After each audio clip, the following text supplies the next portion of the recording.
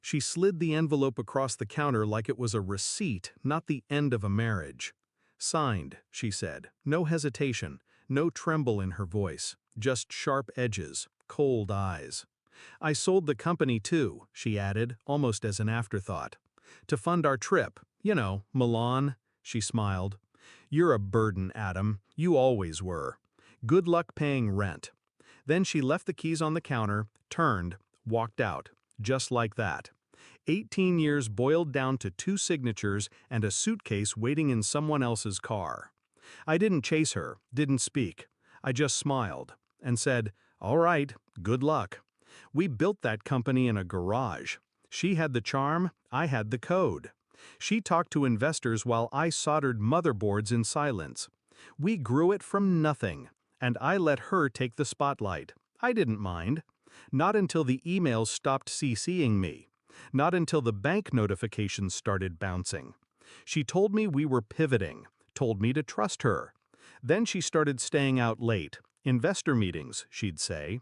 Once, I saw the reflection of a man in her sunglasses while she smiled at the camera. I zoomed in. It wasn't an investor. It was the man she used to call just a friend. The same man picking her up that night. That's when I knew. The business was already gone. And so was she. But not before I left a few surprises behind. I didn't scream, didn't beg. I opened my laptop, logged into the admin dashboard. She forgot one thing. She may have sold the company, but I wrote every line of code and buried every kill switch she never bothered to learn about. 2 keystrokes, and every server went into lockdown. All transactions froze. Every system routed to me. Even the sale agreement she filed, digitally signed using credentials I controlled. A mirror copy of the real one I sent to the Department of Justice, flagging the buyer for tax evasion. Anonymous tip. They'd be detained before dinner. I also drained the emergency reserve account, the one only I had access to. $3.2 million moved through a series of cold wallets before ending up under a blind trust in the Caymans. Registered to me. I left her enough to make it to Milan, not enough to stay. They landed in Italy 3 days later. Instagram lit up with photos, smiles, sunsets, fine wine on someone else's dime. But then the posts stopped, because when they checked their accounts, they were empty, frozen by the bank, flagged for suspicious activity. She called me that night, blocked number. Still, I picked up. Her voice cracked. "Where's the money?" I let silence answer her first. Then, "You mean the company you sold without me? The assets you drained from an account you never controlled?" "You bastard," she hissed. "Call me whatever you want," I said, voice level. "Just don't call me broke." She cursed, begged, threatened. I hung up.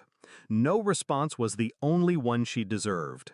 She returned weeks later, not to see me, to plead with the lawyers outside the office she used to run. I watched from the glass above, the last original founder still listed on the plaque. She didn't see me, just stormed out when they handed her the court filings. Fraud, unauthorized sale, breach of fiduciary duty, all tied in a neat little bow I'd prepared the day I found out about him. She caught me at the elevator. "You planned all this," she said, voice shaking. I nodded. "You don't feel anything?" I tilted my head, thought about it. "No," I said, "not anymore." The doors closed between us. She never got the final word.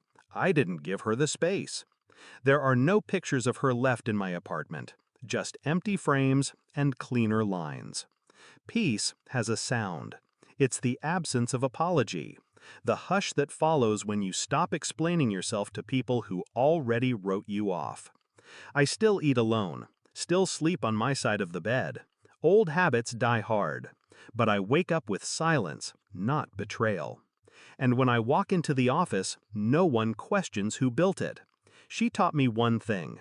People only see value when they think they can take it. Now, there's nothing left to steal. She tried to erase me from the company, so I made sure she couldn't afford to remember it.